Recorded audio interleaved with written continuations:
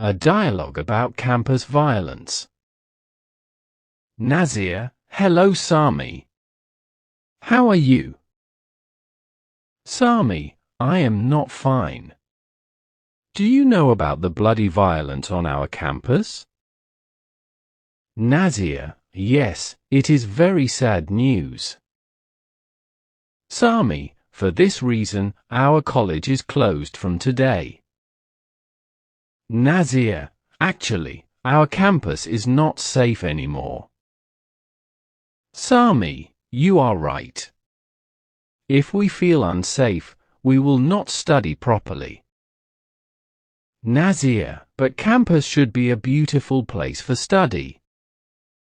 Sami: Exactly. Violence only creates fear. Nazir: What do you think about this? Sami: I think student politics should be stopped now. Nazir: I agree. Students should also respect each other. Sami: Our teachers always say this. Nazir: Thank you. Sami: You are welcome.